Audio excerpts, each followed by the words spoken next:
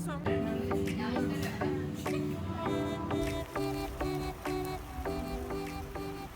Hi everyone, welcome to the Grow vlog. My name is Jonathan and I am the project leader of Grow Gothenburg. It's been a while since I published videos last, and I just wanted to let you all know that we've had a really nice spring with a lot of new urban farms that has been created, and I will post some videos of that in August while I have gotten a chance to film some on those farms. They're really flourishing, and you can follow them actually on Instagram and Facebook, and I'll provide the links underneath in this show notes, so check that out if you're curious. And in today's video I was thinking of showing you some examples of how you can grow food in a very urban setting. And I went to Oslo recently to the Urban Future conference, Europe-wide or international conference on urban development, and they had a really nice urban farming safari, basically like a tour around the urban farms of Oslo. It's not like a super comprehensive tour of the whole day, but it's just a few shots, and I thought to share them with you because I really enjoyed that event, and I wanted to share with you some of the inspiring examples of urban farms in Oslo. So that's coming up next in the Grow vlog.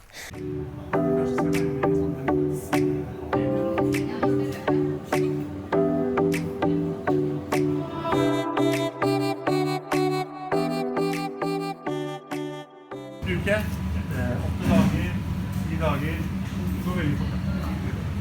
Så fikk jeg en idé av at vi skulle begynne å bruke lokaler som ikke ble brukt til noe annet.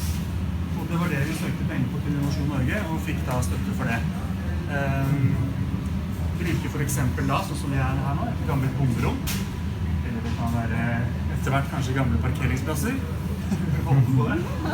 Eller gamle vaskekjellere. Så det finnes mange.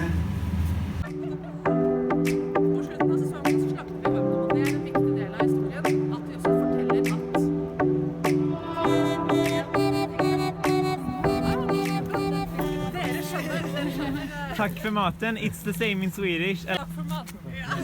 Og så sier han, og når det blir skikkelig mange grønne tak i Oslo, så blir det 1000 takk for maten. Men dette er altså 3. sesong hvor vi er i gang med eksperiment på taket her. Første året så bygde vi hagen. Da var fokus veldig på å teste ut jordtyper, lettvekst jordtyper som er næringsrike nok til å kunne produsere mat. For det er det ikke noe gode svar på, egentlig. Andre sesongen så har vi fokusert mer på å teste ut mange forskjellige sorter grønnsaker, urter og så videre. Men det var i fjor. Var det en gjennomsnittssommer, eller er resultatene noe vi er de verdt noe? Det vet vi ikke. I år så fortsetter vi jordtesting, vi fortsetter med grønnsakstesting, men vi har også et ekstra fokus på businessmodellen. Hvordan klarer vi å gjøre dette økonomisk bærekraftig? Så derfor er vi akkurat ferdig med å bygge nytt gulv her borte, så vi kan leie ut den delen av takhagen til et event space, og vi holder også på å teste ut forskjellige andre mindre ting som hver for seg ikke genererer noe særlig viktig, men for eksempel så har vi akkurat sendt til et bryggeri vår siste batch med honning fra i fjor. Så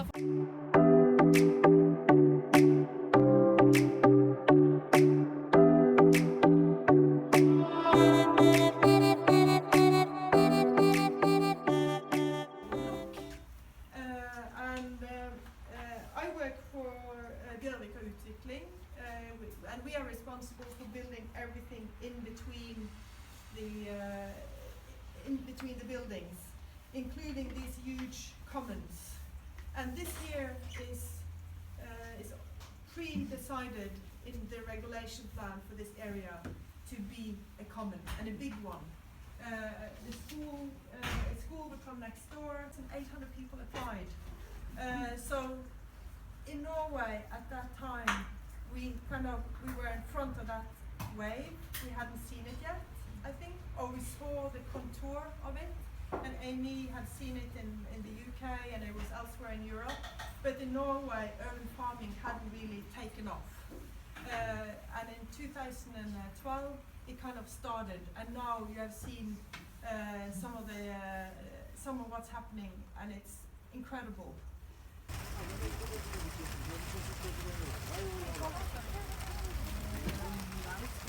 Take a picture without my knee in it.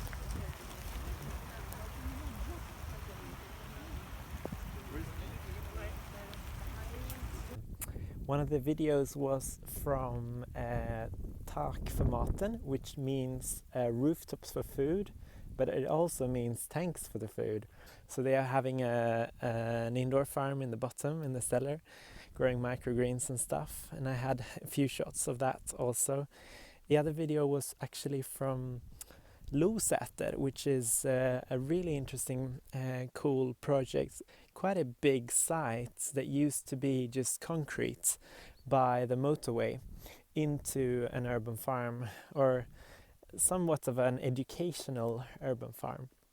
And here it was basically the entrance of a big tunnel, so it's just next to the road, and they have added around 60 centimeters of topsoil here in order to make it possible to grow at all on the sites. And then they have also employed, so the city of Oslo has employed a person, an urban farmer basically, bybonden, who works with this 100%. A really cool, very innovative way of working with urban farming. So it's really inspiring, and this first bybonde, the first urban farmer who they employed, has now started doing quite a lot of other projects within urban farming in Oslo. So he's also doing some rooftop farms, and I'm just going to show you an example of that rooftop farm in this next video coming up. That's also a really cool project, just started this year on top of Clarion Hotel, the hub in central Oslo, where they have around 20 centimeters of topsoil. And actually all new buildings in Oslo has to have a bearing of this 350 kilos of per square meter basically, which makes it possible to grow food on the rooftop even with just 20 centimeters of topsoil. So that's really interesting. And so here comes a little shot of that rooftop. Herbs, and inside we're growing microgreens. So if you have been eating here, you will certainly have already tasted some of what we produce. And even though the space is small, we can produce quite intensively. So we will be producing 10,000 units, so that be a salad or a herb or whatever, per year. And when we grow like this, we don't have to pack it in plastic to make it last. We don't have to put it in a truck to transport it to the central storage facility. We don't have to leave it there. There is no food waste in all of that food chain, yeah? And the chefs, they don't have to order more than they need, because they come here and they pick what they need, yes? There is no food waste in that type of chain. If you stack, like if you had grown all of these herbs, 10,000, it's a plastic thing per 10,000, and I have ordered 10,000 of those this year because I'm growing also many other places, and that's quite a bit of plastic, yeah, which is avoided, and it becomes a nice story.